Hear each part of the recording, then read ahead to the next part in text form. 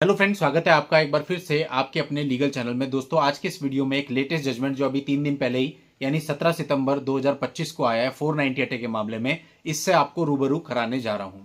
क्योंकि दोस्तों आपका 498 के मामला है तो इससे संबंधित जो भी जजमेंट्स नए आते हैं, चाहे उनमें किसी भी फैक्ट्स पर निर्णय लिया गया हो, वो आपको पता होने बहुत ही जरूरी है। तो ये रिसेंट मामला है, तो इस मामले को आज के इस वीडियो में हम जानेंगे। इसमें लॉ पॉइंट जो है उसको डिस्कस करेंगे और कैसी परिस्थितियों में क्या जजमेंट हुआ है और इस जजमेंट से आपको क्या सीखने को मिलता है, सब कुछ इस वीडियो में आप लोग जानेंगे।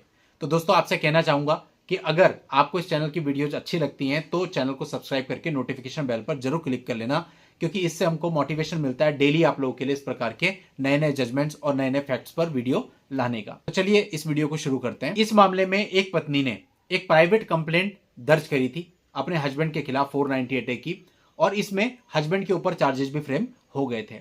यह कंप्लेंट मैरिज के 8 साल के बाद पत्नी ने दर्ज कराई थी, जिसमें उसने कहा था कि ये मेरे से डाउरी डिमांड करते हैं, हैरेसमेंट करते हैं, मेरा टॉर्चर करते हैं और मैरिज से ये सब चीजें चल रही हैं।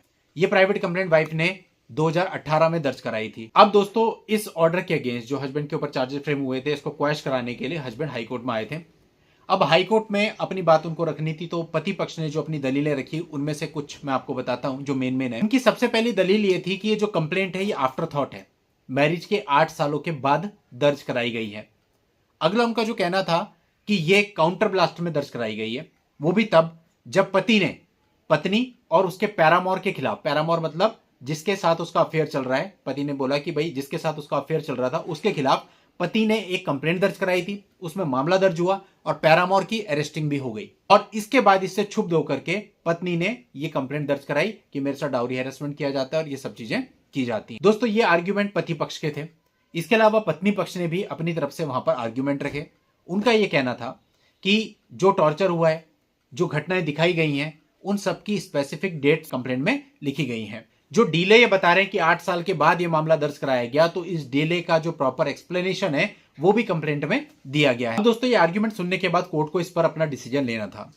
तो कोर्ट ने यह माना कि 8 साल के बाद वाइफ ने कंप्लेंट दर्ज कराई है, तो 8 साल के बाद कंप्लेंट दर्ज कराना क्वेश्चन के लिए एकमात्र आधार नहीं हो सकता है कि 8 साल बाद दर्ज कराई है तो झूठी होगी, ऐसा नहीं है। मैरिज के 8 साल बाद दर्ज कराई है और साथ ही साथ उसने इस डीले का जो एक्सप्लेनेशन है वो भी दिया है। तो इसलिए प्राइमा फेसी आप ये नहीं कह सकते कि कंप्लेंट फॉल्स है और फ्रिविलियस है, इसके लिए ट्रायल चलना जरूरी है। यही अवधारणा रखते हुए ऑनरेबल कोर्ट ने क्या किया, पति की जो पिटीशन थी, क्वाशिंग पिटीशन, उसको डिसमिस कर दिया और कहा कि इसमें ट्रायल चलाया जाए, उसके बाद ही कोई नतीजा निकल सकता है। यानी प्राइमा फेसी कंप्लेंट को क्वैश नहीं किया। अब दोस्तों इस चीज से हमें सीखने को क्या मिलता है?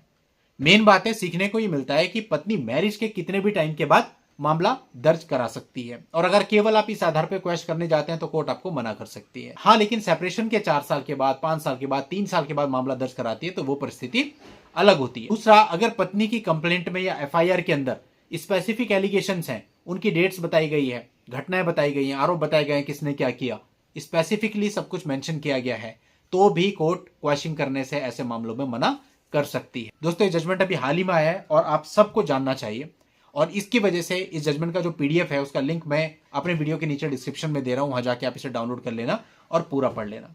चलिए दोस्तों, आज के इस वीडियो में इतना ही। नेक्स्ट वीडियो में नई जानकारी के साथ मैं आपसे फिर मिलूंगा। तब तक के लिए goodbye and thank you for watching.